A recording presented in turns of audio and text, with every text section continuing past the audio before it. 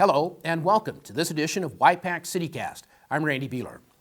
The Yakima City Council has taken the first steps to replace City Manager Tony O'Rourke, whose resignation becomes effective at the end of the year. At the December 1st Council business meeting, Jeff Cutter was sworn in as interim city manager. Cutter has worked for the City of Yakima since 1997. He began as a prosecutor, was promoted to senior assistant city attorney in 2005, and became the city attorney in 2009. Cutter will serve as interim city manager until the City Council hires a replacement for O'Rourke. The city has begun soliciting proposals from executive search firms to conduct the city manager search. The City Council is expected to choose a firm to conduct the search shortly after the first of the year. The search is likely to take between 3 and 6 months to complete and is expected to cost between $20,000 and $30,000. Every winter, the number of home fires increases compared to the rest of the year, not only here in Yakima, but across the U.S. According to the National Fire Protection Agency statistics, space heaters account for about 1/3 of all winter home fires and about 80% of deaths caused by winter home fires. Cooking is the single largest cause of winter home fires, accounting for about 38% of residential fires this time of year. Winter home fires are mostly preventable. A simple, common-sense approach can go a long way to helping avoid tragedies that result from winter home fires. The National Fire Protection Agency and the U.S. Fire Administration jointly sponsor the Put a Freeze on Winter Fires campaign in order to make the season safe.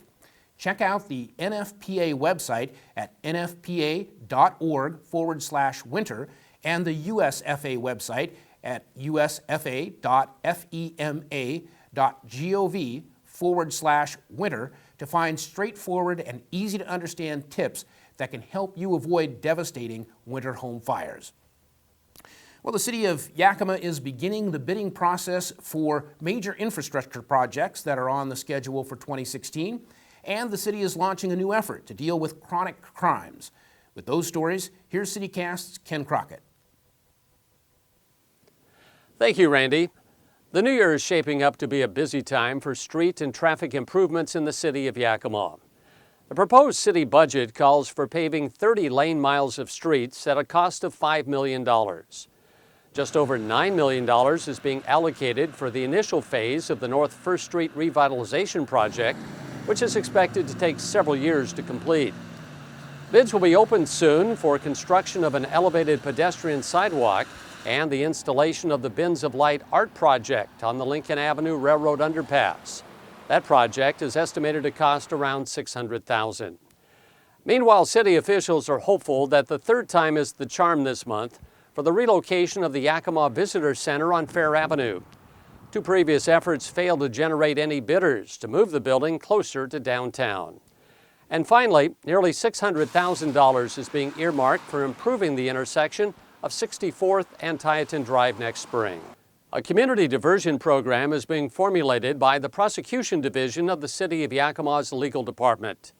Yakima has been looking at a variety of options for nearly 2 years to keep frequent, low-level offenders out of the criminal law and justice system.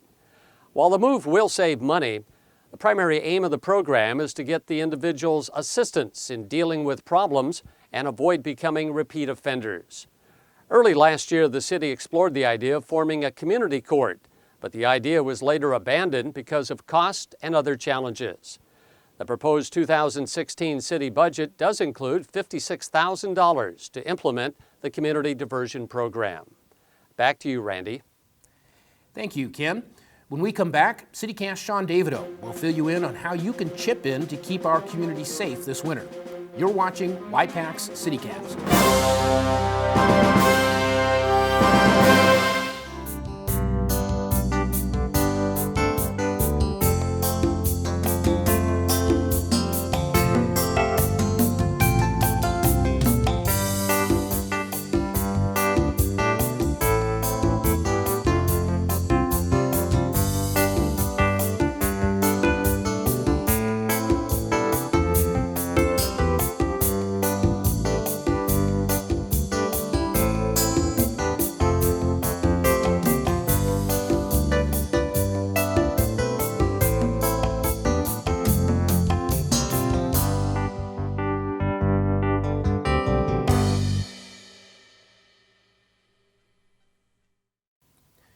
Winter weather brings with it unique challenges that each one of us can help overcome.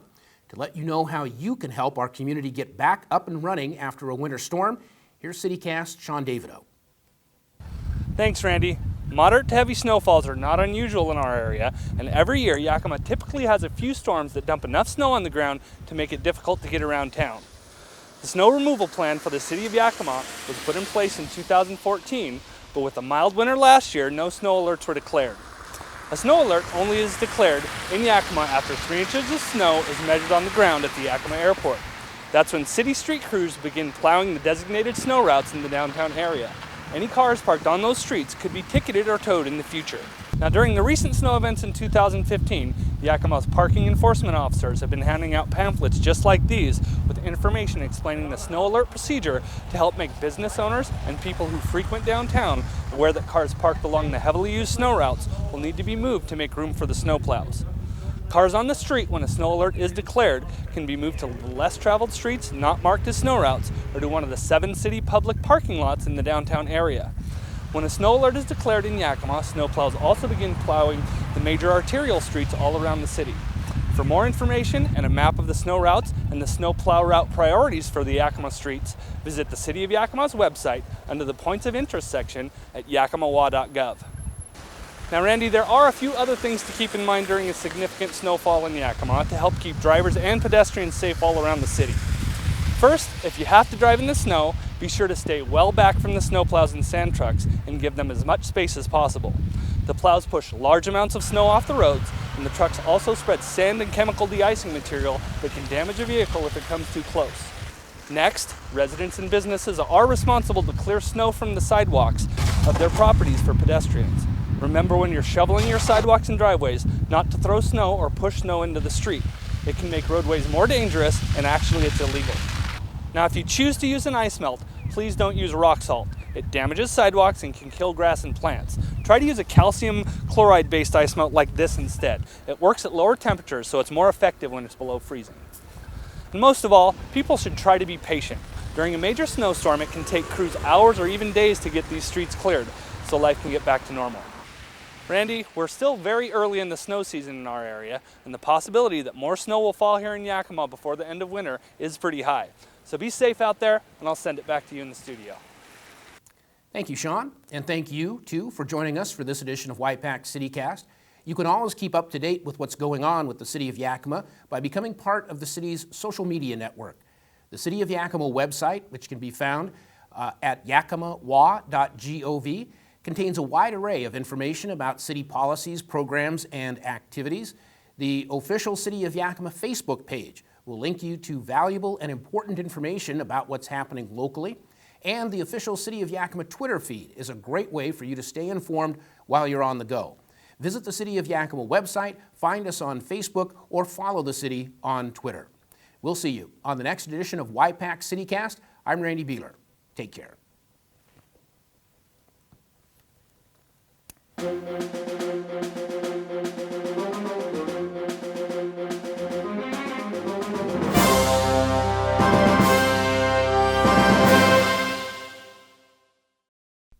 For more information on Y-PAC CityCast, call 575-6092.